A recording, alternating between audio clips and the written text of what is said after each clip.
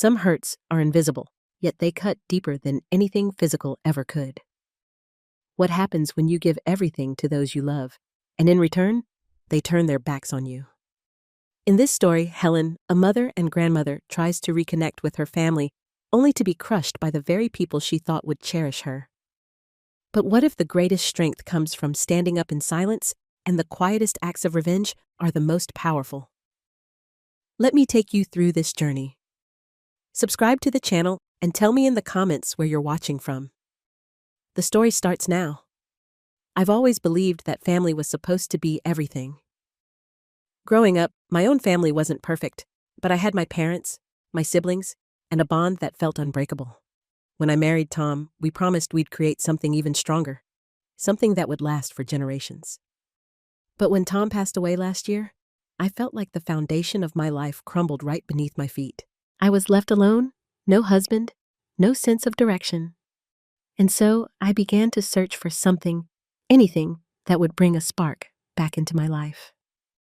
I thought that maybe, just maybe, I could rekindle something with my daughter Amanda. She was my only child, and after all, she had her own family now, her husband Ben, and their 2 kids. I wanted to feel like I was still needed, still relevant in their lives. So when Amanda and Ben bought a new house, I didn't think twice. I paid off their mortgage, the entire thing, all at once. It was my gift to them, a way to show I cared, a way to show I was still part of their world. It wasn't just money. It was a symbol that I was still there, still a mother, still a part of their family. But what did I get in return? Ben, the son-in-law. I'd always thought of as kind as someone who'd never hurt me. Looked at me one afternoon and said, "You smell like a hospital. Please don't sit on our new couch." I froze. The words sliced through me cold and sharp. It was a small thing, sure, but in that moment, it hit me harder than I could have ever imagined. That sofa was new, yes, but it wasn't the sofa I was focused on. It was the way he looked at me, the way he spoke to me, as if I didn't matter, as if I was some inconvenience. I wanted to scream. I wanted to cry. But instead, I forced a smile and left the room. That's what a mother does, right? She sacrifices. She puts her own feelings aside for the good of her children. At least, that's what I always told myself as I walked out of their living room. I couldn't shake the feeling that something inside me had snapped. I had given them everything. I had given them my love, my money, my time. And this was how they repaid me, with disdain, with coldness. It was more than I could bear. But what could I do? I was just their mother. I was just the person who had helped them, who had tried to build a bridge between us.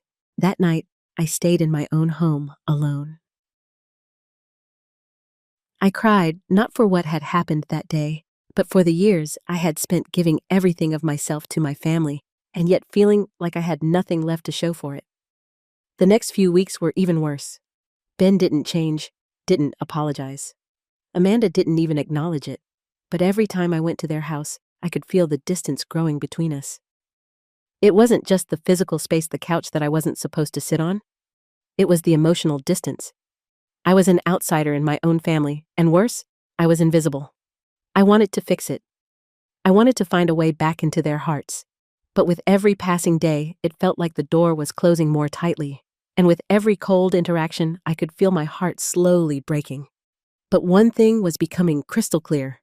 I was no longer willing to accept this. I had been giving, sacrificing, and loving for years, only to be met with cruelty and disregard. And the worst part? No one cared. No one noticed how much it hurt. Not Amanda, not Ben, not anyone. And then it hit me like a bolt of lightning. If I wanted to be seen, if I wanted to be respected, I couldn't keep being the person who just gave and gave. I needed to change, and I would change. But the question was how I stood in my living room staring out the window at the empty street outside. The cold wind whipped through the trees, sending shivers down my spine, but something inside me had shifted. I wasn't going to take this anymore. I didn't know how yet, but I would make them see me. I would make them respect me. I wasn't just Helen anymore. I was someone different now. And I'd start showing them. The days that followed were a blur of silent torment. I went about my life, but it was as if everything had changed overnight. I had tried for so many years to be the good mother, the supportive mother-in-law, the grandmother who was always present, always available. I had sacrificed so much, never asking for anything in return, believing that the love and appreciation I gave would one day come back to me like a warm, comforting embrace. But that day when Ben spoke those cruel words, it shattered me. It wasn't just the insult. It was the realization that despite everything I had done for them, despite the years I'd spent building a life of support and love, I was just an inconvenience, a burden, nothing more. And Amanda, my own daughter, she never once stepped in to defend me. Not when Ben said I smelled like a hospital. Not when he asked me to leave their living room. It was as if she was blind to the hurt he was causing. I had always thought that she was my ally, my greatest support. I thought she would understand how much that comment had cut into me, but she didn't. She said nothing. She pretended like it wasn't happening. The days turned into weeks, and I found myself avoiding visits to their house. It was the only way I knew to protect my heart. But the distance only made the emptiness grow. I missed my grandchildren. I missed the sound of their laughter, the warmth of being together as a family. These days, the house felt quiet. Too quiet. No one called. No one checked in. Sometimes, it felt like life kept moving for everyone else while I was standing still. I felt invisible, like a part of the story that had been gently erased. I spent more time alone, finding comfort in small routines. I didn't want to trouble anyone, so I kept my feelings tucked away. But even in silence, the ache remained. I often wondered if I could have done something differently, something that might have kept us close. But deep down, I know I gave all the love I had. One evening, as I sat by the window watching the lights outside, I let myself hope. Just a little. That maybe someday things might feel whole again. The silence in my home was suffocating. The emptiness echoed through the walls. My thoughts began to spiral, and I found myself wondering, what if I stopped giving? What if I stopped being the one who always bent over backward to please everyone? What if I just stopped? The idea took root in my mind, like a seed planted in fertile soil, growing with each passing moment. I knew I could never change what had already happened, but I could control how I responded. I could stop being the doormat, the one who just took the pain without ever pushing back. But how could I do that? How could I take back control of my life when it felt like my family had already turned their backs on me? That night, I decided I would stop being the victim. I wasn't going to let this happen to me anymore. I wasn't going to beg for their attention or affection. I was going to make them see me not just as the person who gave them everything, but as someone who deserved respect. But I had to be strategic. It wasn't going to be enough to just confront Ben directly. That wouldn't work. No, I had to play this carefully. I had to be patient. And so, I began my plan.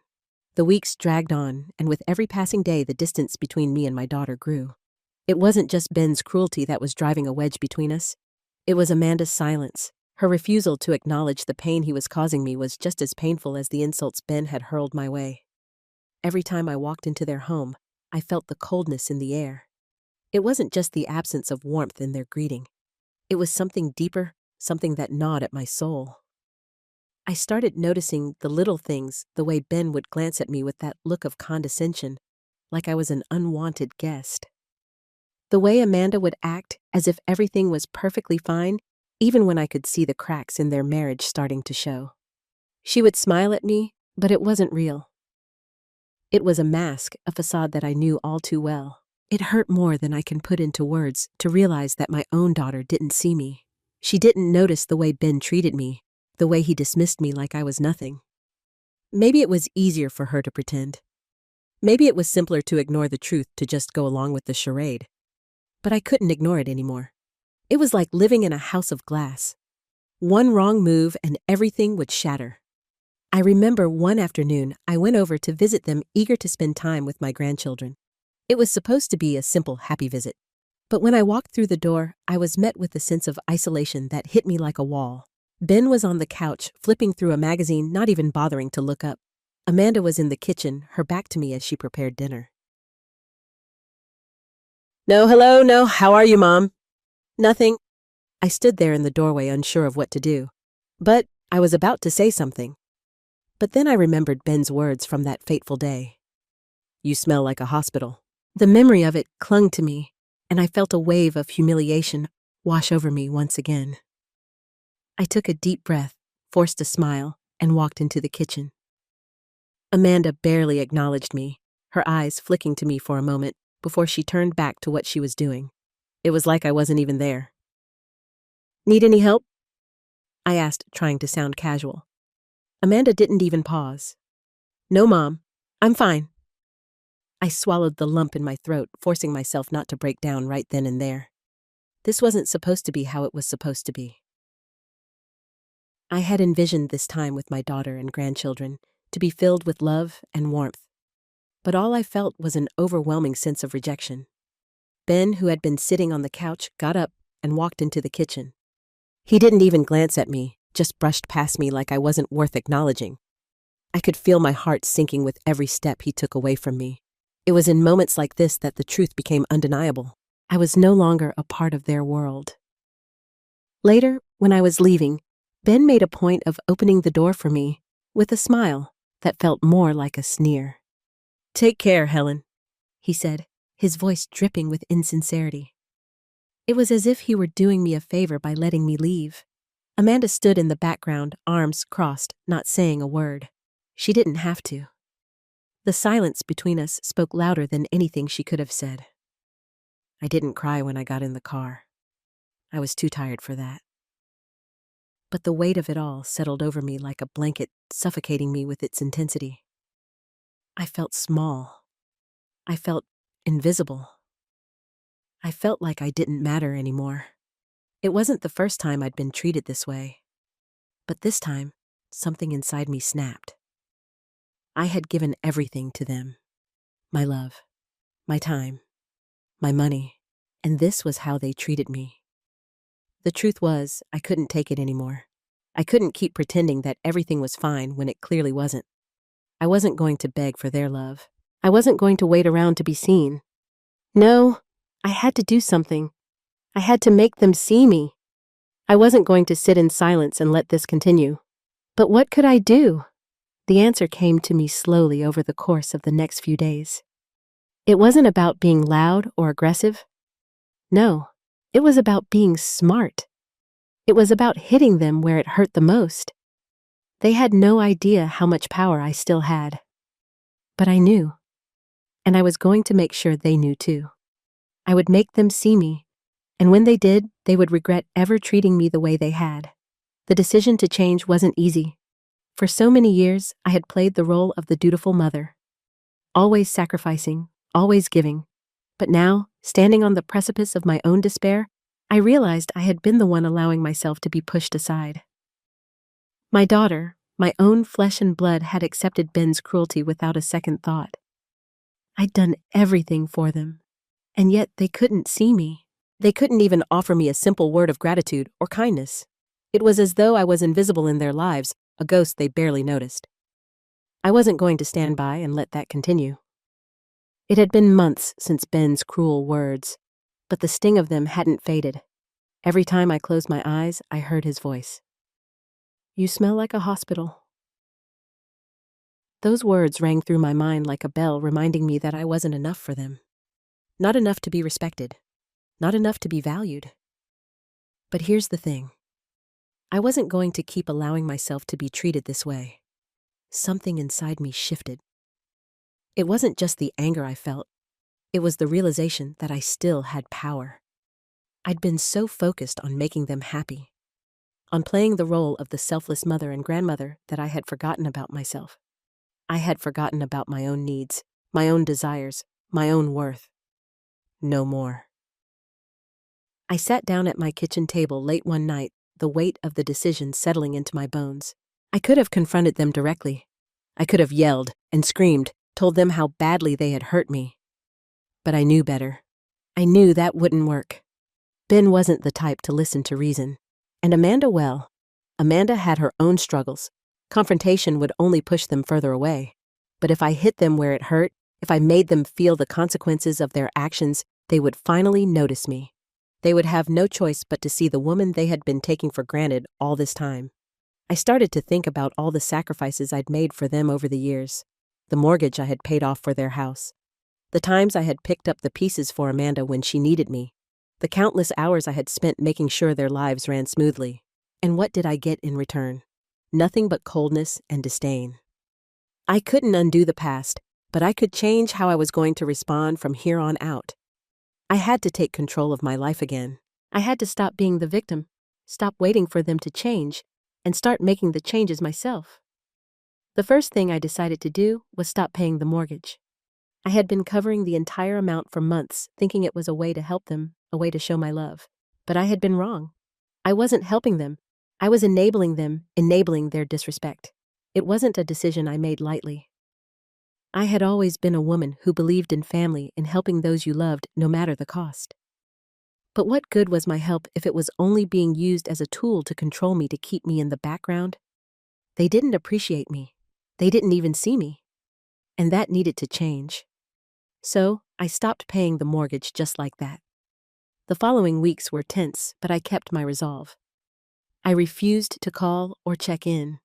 I didn't want to know what was happening in their lives anymore. If they wanted me, they would have to come to me. They would have to see me, really see me, for the first time in years. At first, nothing happened. The phone didn't ring. The doorbell didn't ring, and I didn't hear from Amanda or Ben. But then slowly, things began to change. I could feel it in the air. I knew that they were starting to feel the pressure. The silence between us was deafening, and I wasn't sure how much longer they could ignore the growing rift. But I wasn't going to give in. I wasn't going to be the one to break the silence. I had done enough for them, given enough of myself. It was their turn now. They had to come to me. I knew that this was just the beginning. I had taken the first step in regaining control of my life, but there was still more to be done. There was still more they needed to learn, and I wasn't going to stop until they learned it. I wasn't just Helen anymore. I wasn't just the mother who gave and gave. I was someone who would no longer tolerate being overlooked, disrespected, or taken for granted. I would make them see me. And when they finally did, it would be too late for them to turn back. It's amazing how silence can be the most powerful tool in a situation. At first, I was unsure of myself, unsure of how to carry out this new path I had chosen. But the more I stepped back from them, the more I realized that the silence wasn't just a withdrawal.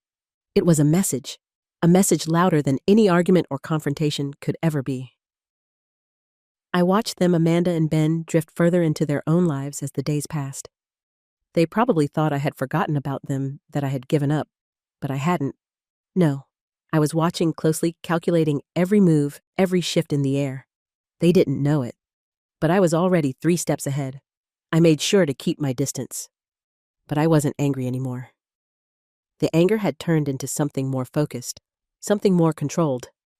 They didn't deserve my anger. They deserved something else. A lesson. They had taken me for granted for far too long, and now it was time for them to feel the consequences. The first signs that they were starting to notice came in the form of missed calls. I wasn't the one reaching out anymore. I had stopped doing that long ago. Now, when the phone rang, I looked at the number and let it go to voicemail. Amanda, I knew, was calling, probably to ask why I hadn't paid the mortgage, to ask what was going on. But I didn't want to talk to her. Not yet. Not until she came to me, truly came to me, and understood what she had been doing all this time. Ben, of course, didn't bother calling. He never did. Unless he needed something, unless he was trying to manipulate his way into getting what he wanted. I knew that very well. He was always so calculating, so selfish. The moment he realized the mortgage wasn't being paid, I knew he would try to put pressure on me.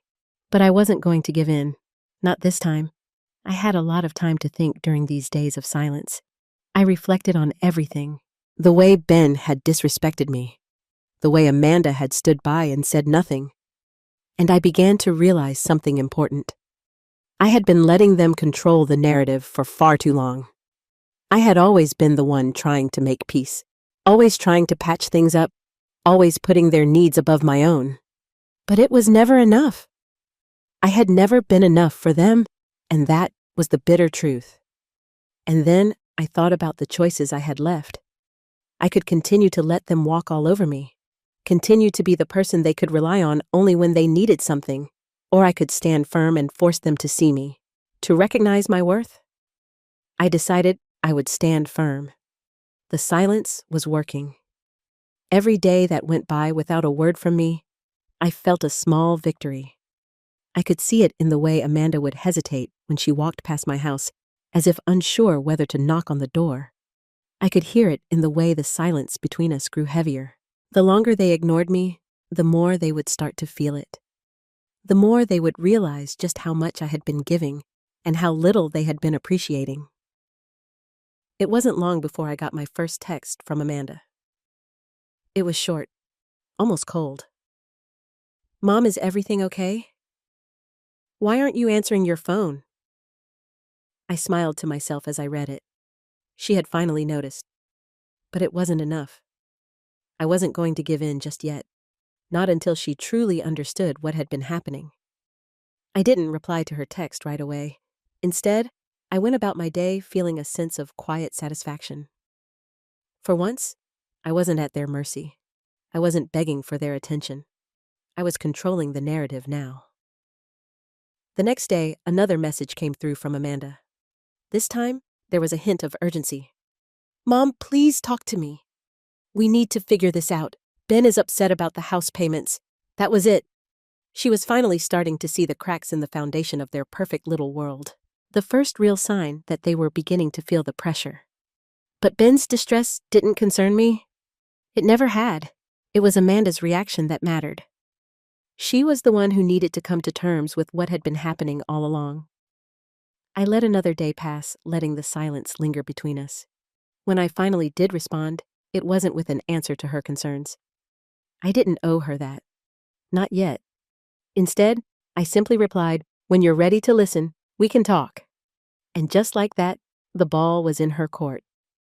I could feel it in the air, the tension thickening between us building with every passing moment. Amanda's texts had become more frequent, more desperate. She couldn't avoid the growing distance any longer. She was starting to feel the strain of her life unraveling bit by bit. But Ben, he didn't seem to notice at first. I didn't expect him to. He was always too wrapped up in his own desires, his own ego to pay attention to the cracks forming in his perfect world. But the day came when Ben finally reached out to me. It wasn't a phone call. No, he wasn't going to speak to me directly.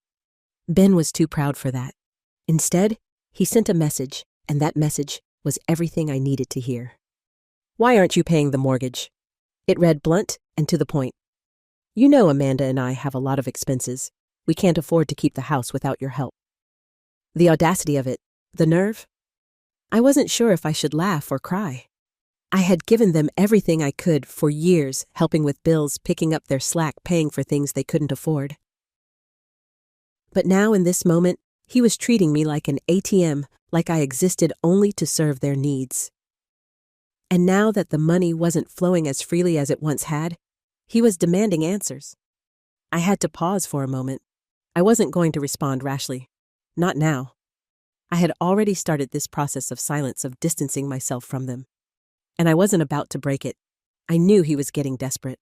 The more he needed something from me, the more he'd push, the more he'd try to manipulate me. But I wasn't going to fall for it. I stared at my phone, wondering if I should say something, anything. But then I remembered what I had been telling myself. I wasn't the one who had been wrong here. I hadn't been the one to disrespect them. I wasn't the one who had turned a blind eye to the injustices they had inflicted on me. I had been the one who was always there, who always gave. And now it was their turn to come to me. So I replied, but not the way he wanted me to. "Maybe you should talk to Amanda," I wrote, keeping it calm, measured. This isn't about the mortgage. It's about respect, something I haven't received much of lately. I put the phone down and breathed a sigh of relief. The silence after sending that message was almost deafening. I was waiting for the storm to hit.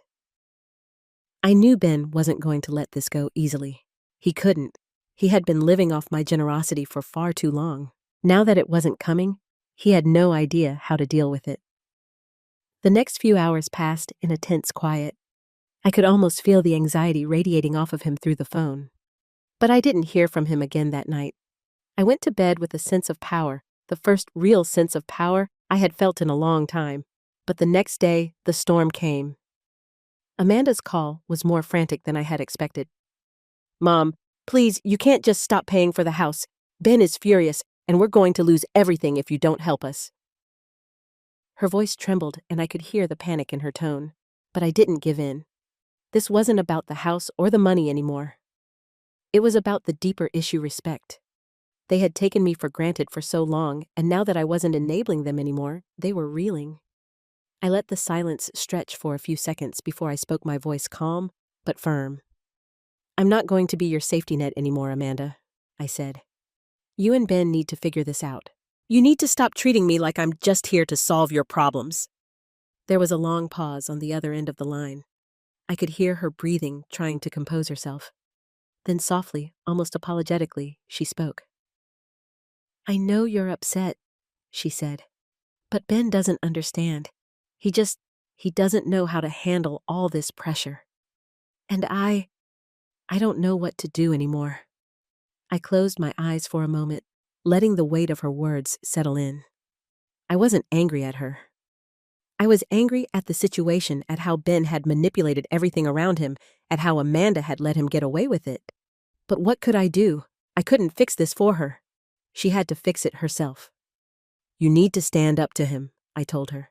"You need to stop allowing him to treat you like this. But no, Amanda, you need to be stronger than this. You need to take control of your life. I can't do that for you anymore." The line went silent, and for a moment I wasn't sure if she was even going to respond. But then she did, her voice small and fragile. "I'll try," she whispered.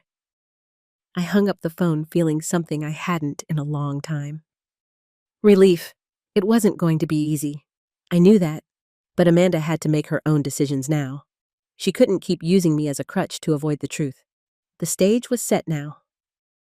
Ben's desperation was only going to grow, and when he pushed hard enough, I would be ready. But for now, I had to let him feel the weight of his own actions.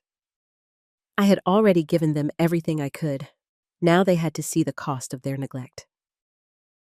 The days that followed felt like a pressure cooker slowly reaching its boiling point. Ben was no fool. The moment he realized I wasn't going to bail him out, the full extent of his temper began to show. The messages and calls from Amanda continued to pour in, but it wasn't the frantic pleading messages that got to me. It was Ben's silent retaliation that made my stomach churn. At first, the silence between us was a sort of weapon. It was calculated. But the more I watched Amanda struggle with it, the more I realized that the silence was no longer enough. Something else was happening beneath the surface, something that I hadn't fully understood before. Ben was beginning to show his true colors, and it wasn't pretty. It started with little things, but I began to notice them all. Amanda would mention offhandedly that Ben seemed more on edge lately, more irritable, more distant. She didn't seem to connect it to the fact that he was losing control over his life. He couldn't fix the house without my money, and Amanda, for all her attempts to pretend it wasn't happening, was starting to feel the cracks too. Ben would bark at her over small things, nothing major, just sharp words here and there. The same words he used on me, only now they were directed at her. I remember one evening I decided to check in on my grandchildren, hoping that maybe, just maybe, I could still be part of their lives in some way, even if it was through the smallest of gestures. When I arrived at their house, I could feel the tension in the air, even before I walked through the door. Amanda was in the kitchen, her back to me, trying to get dinner ready. The kids were playing in the living room, but the moment I stepped inside the house seemed eerily quiet. Ben was sitting on the couch, his eyes glued to his phone. He didn't even look up when I walked in. Not a greeting, not a hello, not even a glance. I could feel his resentment like a heavy cloud suffocating everything around me. I wanted to leave, I really did, but something inside me held me there. I wasn't going to let him chase me away, not anymore. I had every right to be there, and I wasn't going to let him make me feel like I was the one in the wrong. "Amanda, do you need help with dinner?" I asked, trying to break the silence, but she didn't answer. She didn't even turn around. I could hear the faint sound of Ben's voice from the living room snapping at the kids to be quieter, his tone sharp, like broken glass. I swallowed the lump in my throat. The tension in the house was palpable. This wasn't the home I had once imagined for my daughter, the one filled with warmth and love. This place felt suffocating, full of anger and fear. "Amanda, honey." I called again, a little louder this time. She finally turned, her face drawn and tired, her eyes avoiding mine. She was a shell of the woman I once knew, the woman who had smiled with joy and love when I'd visit, who had shared everything with me. Now there was nothing but exhaustion in her face, a weariness that made me want to take her in my arms and protect her from whatever she was going through. But I couldn't do that. Not anymore. "Mom," she sighed, wiping her hands on her apron. "I don't know what to do. Ben, he's just so angry all the time. He's not the man I married anymore." I could see the tears welling up in her eyes, but she held them back. I wanted to rush over to her, tell her everything was going to be okay, that I would fix it, that I could fix him. But I couldn't. She had to find the strength to fix it herself.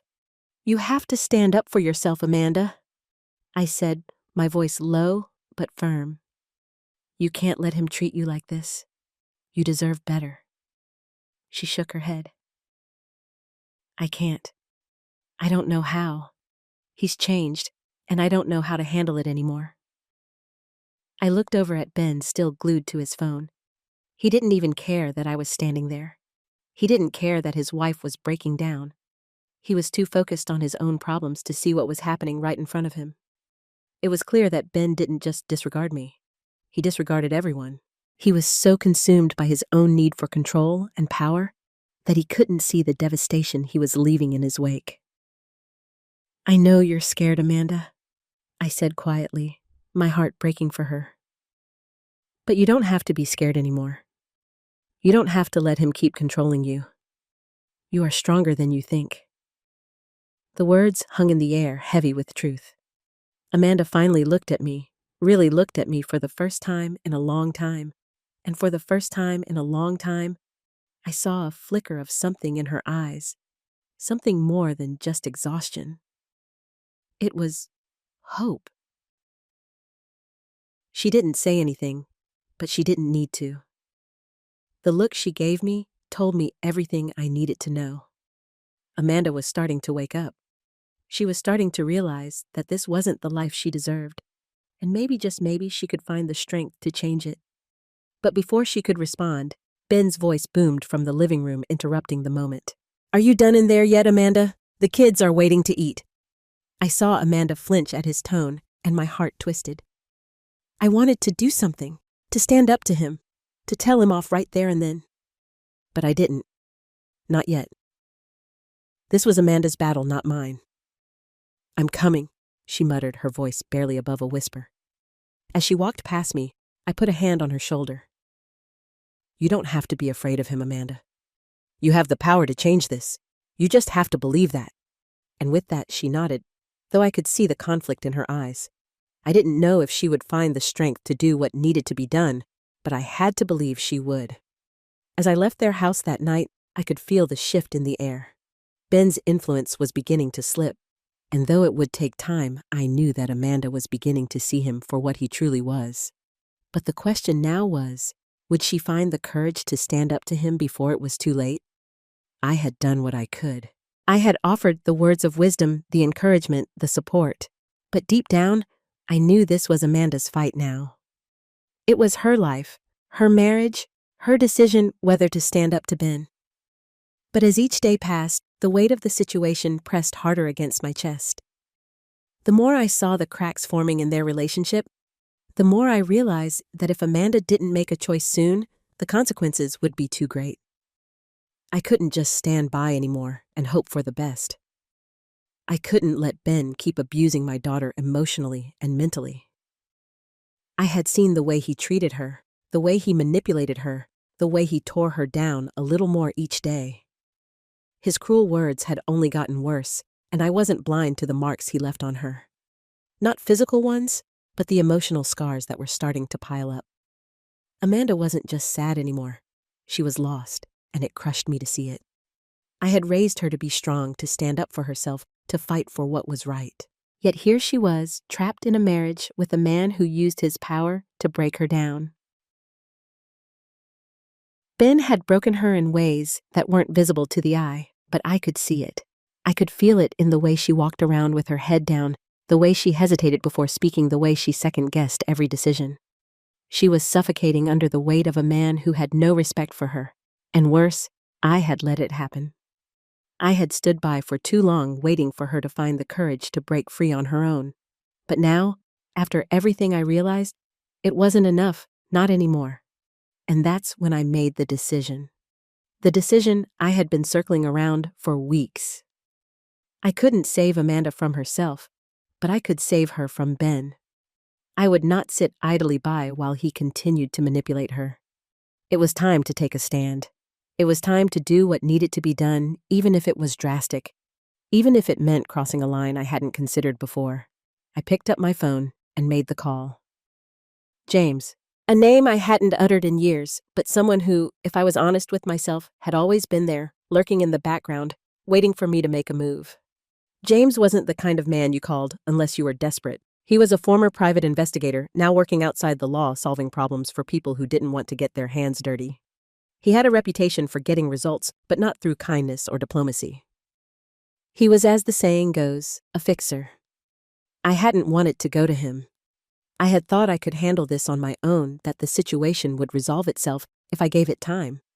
But I had misjudged just how deeply Ben's control ran. I could see now that my daughter wasn't going to get out of this mess on her own. I needed someone who could send a message without the need for words. When James picked up, I didn't waste any time. James? I said, my voice steady, calm, but determined. I need a favor. Something drastic. He listened, as he always did, without interrupting. By the end of our conversation, he understood what I needed from him. He didn't ask questions. He didn't offer advice. He simply agreed, and that was all I needed. I hung up the phone, my heart pounding in my chest. There was no turning back now. I had made my choice. The next few days were filled with an eerie sense of calm.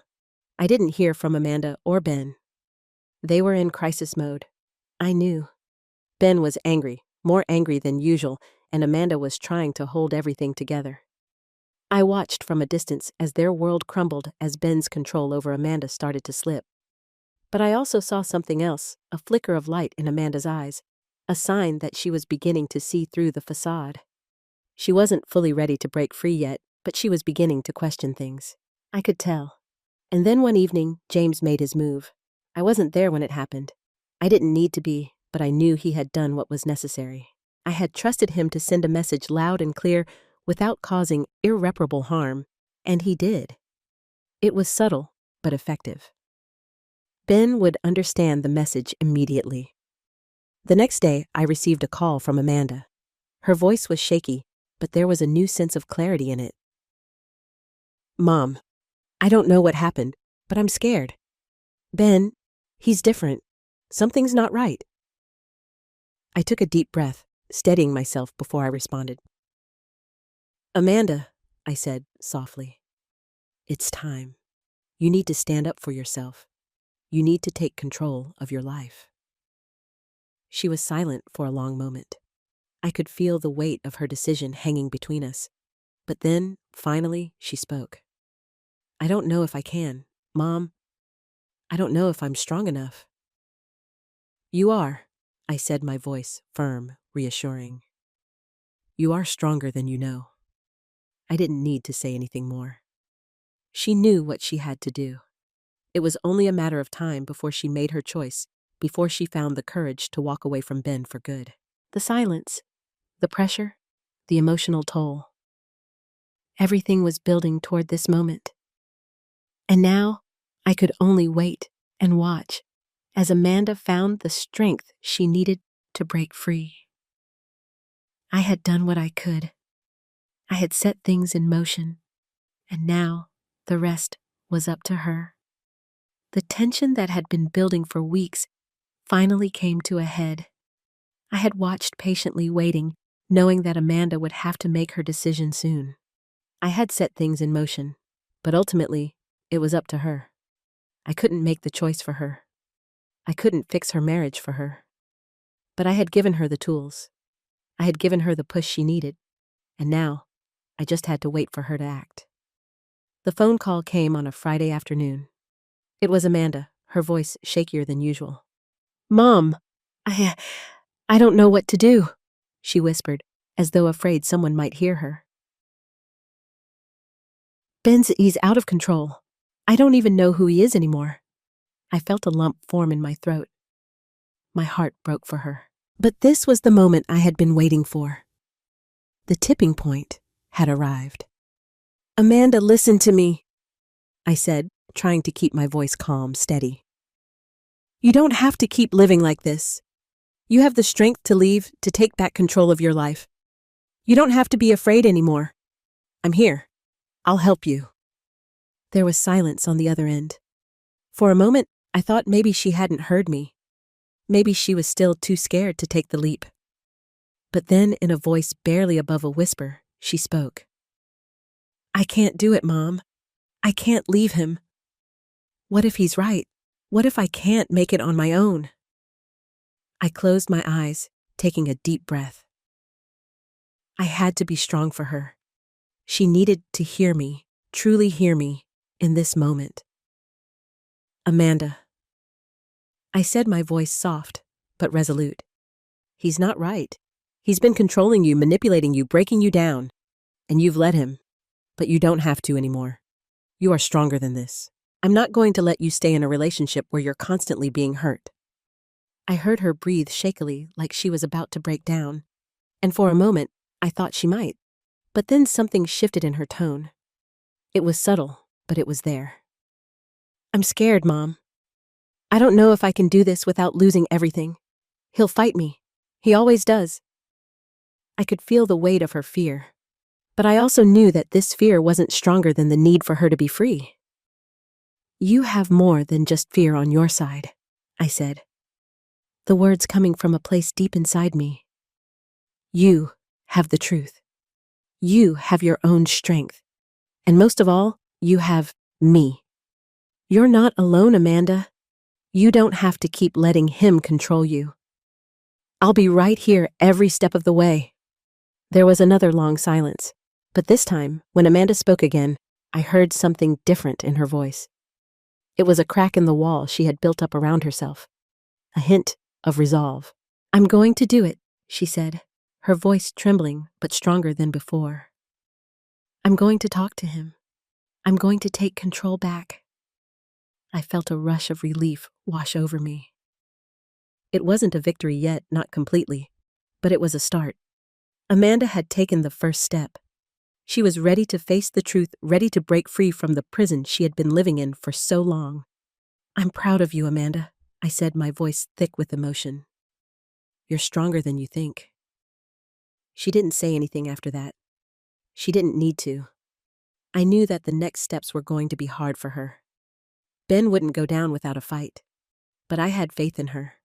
I knew that she could do this. That night, I waited for the inevitable phone call from Amanda. I knew it wouldn't come right away. There was still so much to work through. But as I sat in my living room, I felt a weight lift off my shoulders. It wasn't over yet, but at least Amanda was no longer stuck in the darkness. The phone rang later that evening, and I jumped. It was Amanda. "Mom," she said, her voice quieter now, but with a firmness that hadn't been there before. I told him everything. I told him I couldn't live like this anymore. I said I was leaving. My heart skipped a beat. This was it, the moment she had taken control. "And what did he say?" I asked, holding my breath. He didn't take it well," she admitted, her voice strained. He yelled, said I was betraying him, that I was making a mistake. But I didn't care. I stood my ground. I told him I was done. I closed my eyes, a wave of pride washing over me. Amanda was standing up for herself. She was finally seeing the truth for what it was, no longer blinded by fear and manipulation. But he's not going to just let me go, Mom. I know that, she continued. He's not going to make it easy. I sighed softly. No, he won't. But you've taken the first step, and you're not alone. We'll figure this out together. It was then that I knew for sure. The worst was behind us. The hardest part, the part where Amanda found her voice, had already happened. Everything else was just a matter of time. Ben's control was slipping, and though he would fight to maintain it, he wouldn't win. The days following Amanda's declaration of independence were tense, but for the first time in a long while, there was a flicker of hope in her eyes. She had told Ben the truth. She had told him that she was done, that she wouldn't live in fear anymore. It was a bold move, but one that set the stage for what was to come. I knew it wouldn't be easy for her. Ben was not the kind of man who let go without a fight.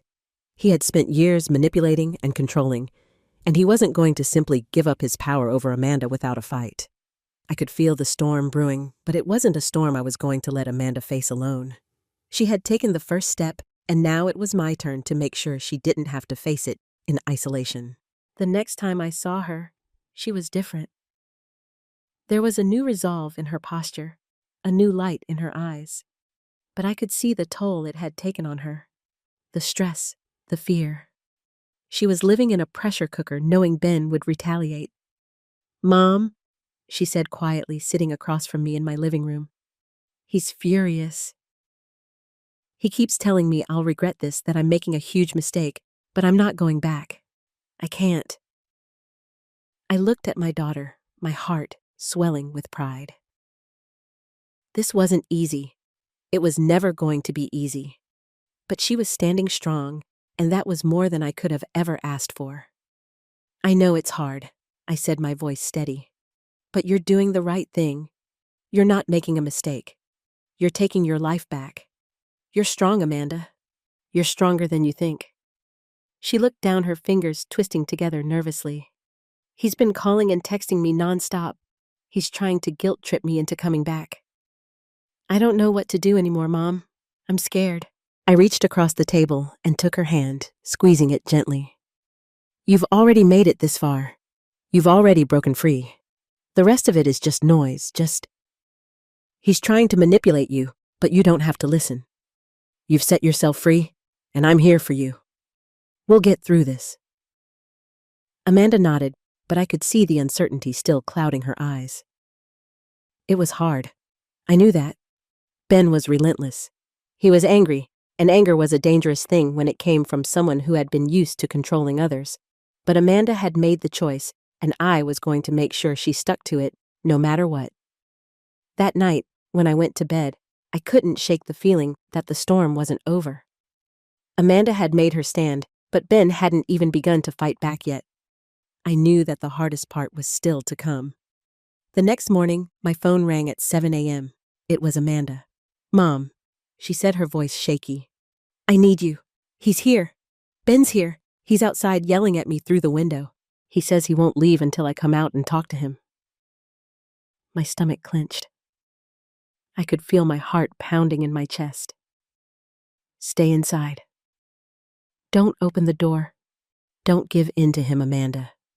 You don't owe him anything. He's trying to control you. I know, but no buts, Amanda. You stand firm. Don't let him manipulate you into thinking this is your fault. You have the right to feel safe. You've done nothing wrong. There was a long pause before she spoke again, quieter now. I'm scared, Mom. He's never been like this before. I don't know what he'll do if I don't go out there. I swallowed hard, trying to keep my voice calm, reassuring. Listen to me. You are strong. You can handle this, and I'm on my way. I didn't wait another second. I grabbed my keys, barely remembering to put on my shoes. My mind was racing as I drove to her house, my hands gripping the steering wheel tightly. I knew that Ben wouldn't give up easily. He would try to wear her down. He would do everything in his power to break her spirit. When I arrived, I saw him. Ben was standing in the driveway, pacing back and forth, shouting at the top of his lungs. I could see the fury in his eyes, the desperation in his posture, but it was different now. I wasn't afraid of him. He was a bully, a man who used his power to control and manipulate. And now, his power was slipping away, and he was desperate to claw it back. I got out of the car and walked toward him slowly. My steps measured. Ben didn't see me at first, too caught up in his own anger to notice anything else. When I spoke, my voice was calm, but I let every ounce of authority I had seep into my words. "You need to leave Ben," I said, standing a few feet from him. "This is over. Amanda doesn't want you here. She doesn't want to be with you anymore, so you need to go." His head snapped toward me, his eyes narrowing with fury. "This is none of your business, Helen. Stay out of it." He took a step toward me, but I didn't flinch. I wasn't afraid of him. Not anymore. "I'm making it my business," I replied, my voice steady. "And you need to leave. Now." He stood there for a moment, seething with rage, but then he took a step back. I saw the recognition in his eyes. He realized that his usual threats, his usual manipulation weren't going to work on me. Not this time. I wasn't going to let him control this situation any longer. "I'll be back," he muttered under his breath before turning and storming off toward his car. I watched him drive away, the relief washing over me like a tidal wave. Amanda came out of the house moments later, her eyes wide with a mixture of fear and relief. "Mom, I don't know what to say." "You don't have to say anything," I said, softly pulling her into a hug. "You did it. You stood up to him, and you don't have to go through this alone." I felt the weight of the last few weeks lift from my shoulders as I held her. The storm wasn't over yet, but the first battle had been won. Ben had lost his control over Amanda, and no matter what he tried next, he would never get it back. The next few days passed in a tense silence. Ben had left, but the tension didn't immediately fade. It was as though a storm had just passed, and we were left standing in the wreckage, unsure of what would happen next. Amanda was no longer in the immediate line of fire, but she was still caught in the aftermath, reeling from the confrontation with Ben, still processing the reality of the life she had just chosen. She had made the decision to leave him to stand up for herself. But now, she had to follow through. The hardest part was still ahead of her, living with the aftermath of the choice she had made. And I could see the weight of that decision in her eyes, the uncertainty, the fear of what would happen when Ben realized he had lost control. But I wasn't going to let her face it alone. I was going to be there every step of the way, even if it meant going up against Ben again. Days passed without a word from him, and it was hard not to wonder what was going on in his mind. I knew Ben. I knew his type. He wasn't the kind of man who accepted defeat quietly. He wouldn't just walk away. And then the silence was broken. It was a Sunday morning when Amanda called me. Her voice was strained, her words coming in a rushed, panicked manner. "Mom," she said, her breath shaky. "Ben, he's gone. I don't know where he is. His stuff is gone, the car's gone, and he's not answering any of my calls. I think he's disappeared." I felt my stomach drop. A wave of dread washed over me. Ben disappearing was the last thing I had expected. I had assumed he would fight for control. But this was different. This wasn't just a man who was angry. This was something more. "Are you sure he's gone?" I asked, my voice tight with concern. I've checked everything, she said, almost frantic now. "His clothes are gone. His things are missing from the house.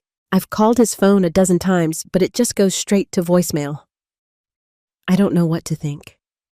I don't know if this is some kind of game or if he's really gone. "What do I do, Mom?" I could hear the panic in her voice, and I felt it too. Ben's disappearance was unsettling. The more I thought about it, the more I realized how dangerous it could be. Ben wasn't the type to just vanish without a reason. He had something planned. I was sure of it, and whatever it wasn't going to be good. "Amanda," I said, trying to steady my voice, "you need to stay calm. Don't jump to conclusions. Ben may be trying to manipulate you again, make you think he's disappeared to control you. But we can't assume anything just yet. I paused for a moment, thinking, you need to make sure you're safe. Lock all the doors, keep the windows secure, and don't engage with him if he reaches out. We'll figure this out together. I'm scared, Mom, she said, her voice barely a whisper. What if he's dangerous? What if he's planning something? I'm here, Amanda, and I'm not going anywhere. We'll get through this. Just stay strong, okay?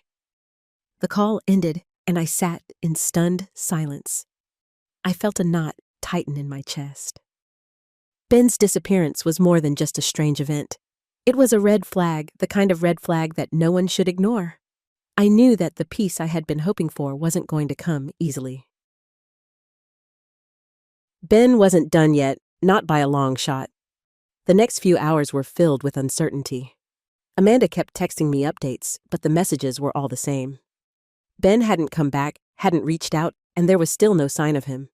I kept trying to reassure her, trying to convince myself that Ben was just trying to make a dramatic exit to get attention. But deep down, I knew something was wrong. I knew he wasn't just going to disappear without some sort of plan. As the evening wore on, I made a decision. I couldn't just sit back and wait for something to happen. I had to take control of the situation. I needed to find out where Ben had gone, what he was up to. I called James again, hoping that he could help me dig into Ben's whereabouts. James was sharp, resourceful. He knew how to get information, and I needed that. It wasn't about revenge anymore. It was about making sure Amanda was safe. I need you to find Ben, I said when James answered. He's disappeared, and I think he's up to something. I need to know where he is, what he's doing. I'll get on it. James said, his voice steady. I'll check into his usual places, look into his financials, see if anything's off. I'll call you as soon as I know anything. After hanging up, I sat in my living room waiting. The house was still the only sound, the ticking of the clock on the wall. I kept replaying the conversation in my head, trying to figure out what Ben was planning. I knew he wasn't done with Amanda, not by a long shot. A few hours later, I got the call I'd been waiting for. James had found something. Ben's been laying low, trying to make it seem like he's disappeared for good. James explained, his voice low. But I found a trail. He's been withdrawing money from his bank accounts in small increments, trying not to attract attention. And I tracked his phone. It's currently pinging off a remote location. He's staying somewhere far from the city. I felt a shiver run down my spine. Ben was plotting something. He wasn't going to let Amanda go that easily. I didn't know what he was planning, but I was certain it wasn't good. Can you find out where he is exactly? I asked, my heart racing. I'm on it, James said. I'll let you know as soon as I have more details. As I waited, I couldn't shake the feeling that something dark was unfolding.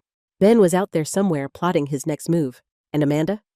She had no idea what was coming, but I would make sure she was ready. I would make sure she was safe. The next few days felt like a waiting game. Every moment stretched longer than the last, and the anxiety that had settled in my chest never fully went away. I kept replaying every conversation, every move that Ben had made, trying to decipher his motives. James had given me the information I needed. Ben was hiding out in a remote cabin far away from the city. I hadn't heard from him, and I knew that he wasn't the type to just disappear without a reason. He was scheming, plotting, and I had no idea what he was planning next. Amanda was still shaken by his sudden disappearance. The unknown was driving her to the edge of her nerves, and I could feel her fear creeping into our conversations. Every time she texted or called, I could hear the uncertainty in her voice. The fear of what could happen if Ben resurfaced. I had to make sure she stayed strong. She had already made the hardest choice, leaving him, but now she had to stand firm. We both did. It was late one night when the call came. It was James. Helen, I've got the location. I found where he's been staying. I can't promise he'll be alone, but he's holed up in a cabin on the outskirts of town, just outside the woods. It's isolated, no neighbors, but it's a decent place to hide if you want to stay under the radar. I felt a cold shiver run through me. This wasn't just a man trying to get away. This was Ben making a calculated move. He was hiding out, waiting for something, waiting for Amanda to break, waiting for the right moment to get control back. And I wasn't about to let that happen. James, we can't let him come back, I said, my voice shaking with determination. He's dangerous. If he tries to come after Amanda again, I need to know. I need to be ready. I'll keep tabs on him. James reassured me.